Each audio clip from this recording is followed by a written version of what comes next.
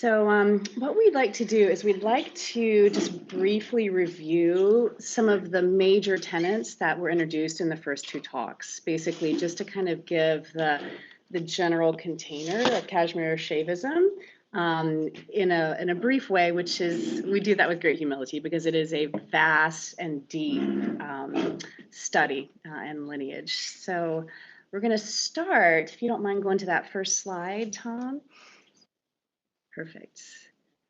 So Kashmir Shaivite maps of consciousness. If you can go ahead and go to the next one. All right, so this is a photograph of the puja that we have at our house, our altar.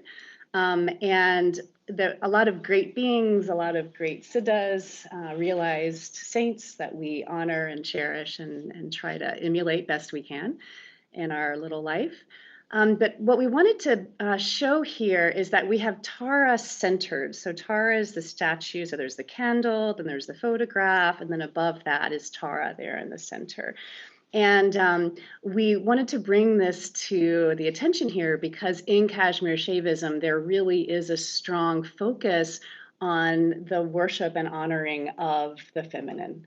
And the feminine here is the manifestation, right? The emanations, the energies of life.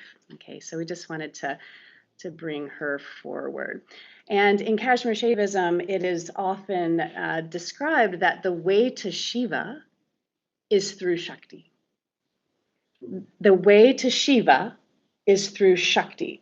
So the way to the underlying consciousness, that which is underneath all experience in the entire manifest cosmos, Shiva, the only way to get there is through Shakti, is through activation practices, using of focus, using of mind, using of understanding, right? The emanating energy, Shakti. So the only way to Shiva is through Shakti. So they're always both and inherent in the practice. Yes, and Shakti, the description of the nature of Shakti is spanda, which means throb. The wave-like expansion and contraction of energy that's going on in everything that we know of. Everything arises and modulates in a wave-like fashion. So this is all of life. We engage with all of life as forms of Shakti, as of manifestations of that throbbing, living energy. And just as a momentary, like touching into that throb, to the spanda of creation, if you were just to feel your breath,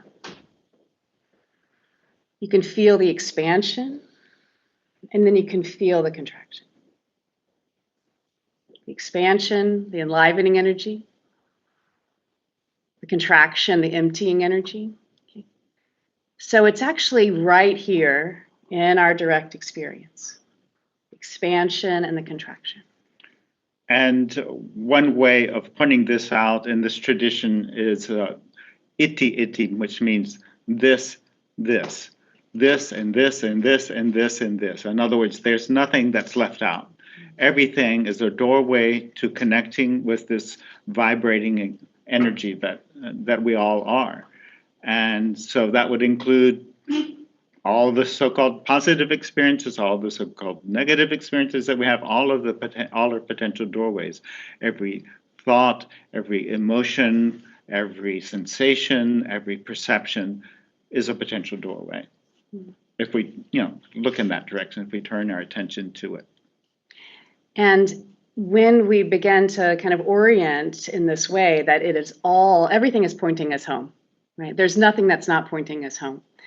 Because everything is an emanation of what is, right, without exception, then we begin to actually be able to orient and align with these momentary revelations, right? These flashes of insight, right? The little breadcrumbs on the trail, the moments when the synchronicities come forward and like you simply can't deny that there was meaning and pointing in that moment. We were driving down this morning from Portland and I look over and I see this billboard. I think it was for a Japanese steakhouse or something, maybe in Salem. And it was Nagaya, Nagaya. It looks like you might know it. Right, so Nagaya, so Naga in Sanskrit is the great serpent. So to even look as we're driving down here and then to have that pointer, so we begin to see that there is this coherent intelligence that is always revealing itself in this process.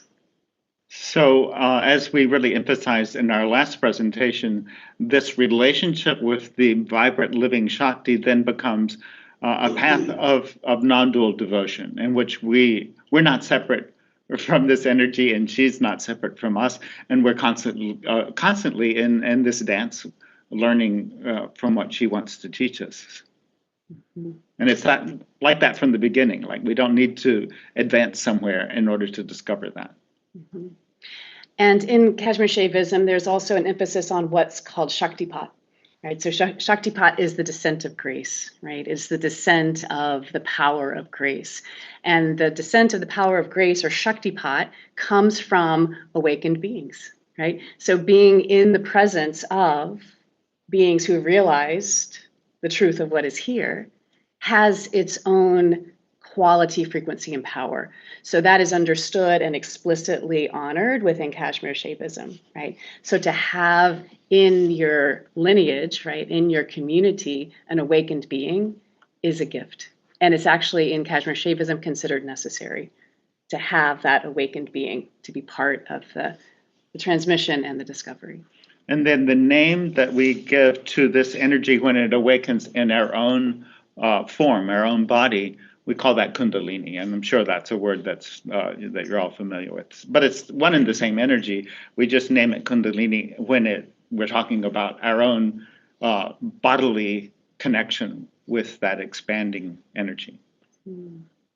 And the awakening of the Kundalini via Shaktipat, via a guru, right, an awakened being, this descent of grace, the power of grace. Okay?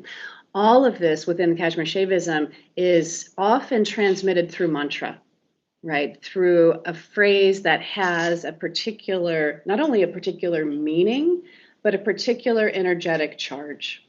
And the charge of mantra, the energetic charge of mantra, is enlivened, right, and potentiated when it is transmitted by an awake being, right? So when you get the mantra from an awake master, then the energy of that facilitates the movement of Kundalini in the recognition of what is here. Does that make sense to you guys?